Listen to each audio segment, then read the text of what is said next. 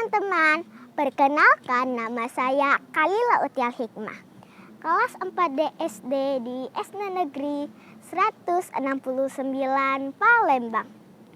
Kak Hikmah ingin membacakan cerita yang berjudul Sang Piatu dan Nenek. Sumbernya buku cerita rakyat Sumatera Selatan, Kementerian Pendidikan Nasional, Pusat Bahasa, Balai Bahasa Provinsi Sumatera Selatan 2009. Kak Hikmah mulai ya ceritanya. Dahulu kala hiduplah bujang dan neneknya. Mereka tinggal di tepian Lematang. Sang bujang yatim piatu dari kecil dan dibesarkan oleh neneknya yang sibuk berladang. Sang bujang sama sekali tidak pernah membaca dan menulis hingga ia tumbuh dewasa. Suatu hari, sang nenek menyuruh bujang untuk mencari pertemanan di desa seberang. Bujang, carilah teman di desa seberang. Carilah pengalaman di sana. Baiklah nenek, bujang akan pergi. Berangkatlah bujang ke desa seberang. Sesampainya di desa, bujang melihat begitu banyak ramai orang yang sedang berkumpul dengan pakaian yang rapi. Tampak dari kejauhan ada bayi yang sedang digunting rambutnya oleh beberapa orang. Mereka juga sedang makan dengan banyaknya makanan yang terhidang. Bujang pun segera pulang dan mengabarkan kepada nenek. Bujang, itu adalah acara akikahan anak yang baru lahir. Ketika anak baru lahir, mereka akan membuat acara mencukur rambut bayi dan memotong kambing. Para tamu akan dihidangkan makanan dari tuan rumah. Lain kali, kalau bertemu dengan acara seperti itu, cobalah untuk ikut dalam acara. Baiklah nenek. Keesokan harinya, si bujang pergi lagi ke desa. Bujang melihat ada seorang laki-laki dan wanita yang sedang duduk bersanding dengan pakaian yang indah. Para tamu yang datang bersalaman dan juga diberikan hidangan yang sangat banyak. Bujang ingat perkataan nenek untuk terlibat dalam acara. Bujang pun mendekat lalu berkata, "Bapak, Ibu, saya juga ingin ikut." "Ikut apa, wahai bujang?" "Saya ingin ikut menggunting." Sambil menunjuk pengantin, warga sangat marah dan mengusir bujang. Bujang segera pulang dan mengadu kepada nenek. Nenek menjelaskan bahwa acara hari ini berbeda dengan acara kemarin.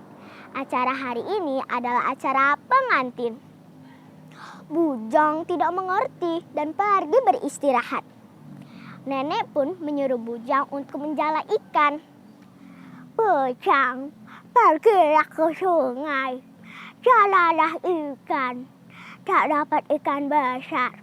Seruang buta pencarilah bujang."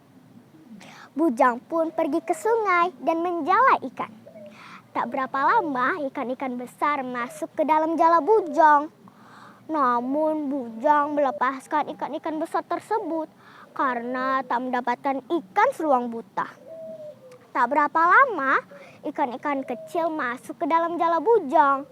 Namun karena ikannya tidak buta, bujang pun mengambil tusuk dan membutakan mata ikan seruang. Bujang pulang dengan sangat senang. "Nenek, lihatlah, aku banyak mendapatkan ikan seruang buta. Sebenarnya tadi aku banyak mendapatkan ikan besar. Namun karena nenek sukanya ikan seruang buta, maka ikan-ikan besar itu kelupaskan kembali ke sungai." "Bujang, maksud nenek kalau tidak dapat ikan besar, ikan kecil pun jadilah bujang.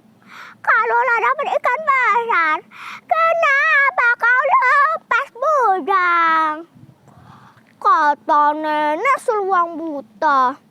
Karena kesal, sang nenek menyuruh Bujang untuk mencari istri. "Pergilah kau mencari istri, Bujang, katalah dewasa. Tapi ingat, carilah istri yang makannya tidak banyak, agar kita tidak berat menanggung hidupnya." Bujang pun segera ke desa. Bertemulah Bujang dengan gadis yang cantik. "Wahai Bujang, mau kemana kau?" "Aku mau mencari istri." "Aku mau jadi istrimu." "Berapa banyak kau makan?" 3 canting nasi."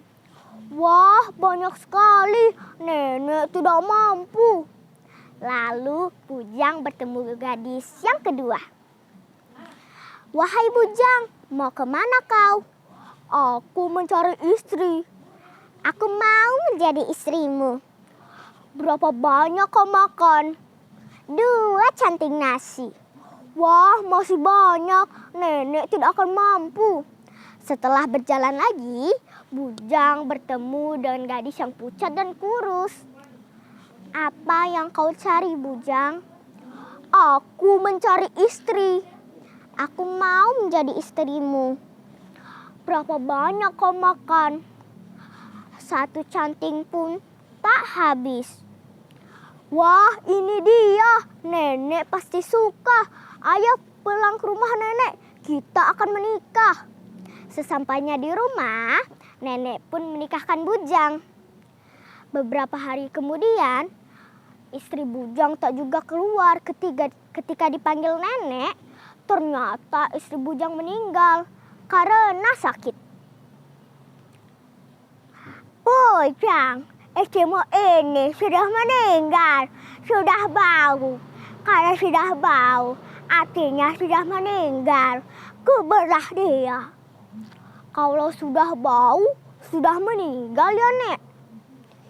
"Iya, Bujang." Bujang pun mengubur istrinya. Keesokan harinya, ketika sedang makan, Bujang mencium bau busuk dari neneknya yang kentut. "Pret! Oh, nenek sangat bau. Nenek sudah meninggal. Nenek harus dikubur." "Tidak, Bujang. Nenek belum meninggal. Nenek tadi hanya kentut." "Tidak, kata nenek kalau sudah bau artinya sudah meninggal." Bujang pun mengubur neneknya. Tak berapa lama, Bujang mencium bau busuk dari tubuhnya dan merasa bahwa ia sudah meninggal. Bujang pun mengubur dirinya sendiri. Selesai deh ceritanya, teman-teman. Nah, teman-teman, pesan moral dari cerita ini adalah pentingnya kita belajar dan sekolah agar kita menjadi pintar dan hidup lebih baik.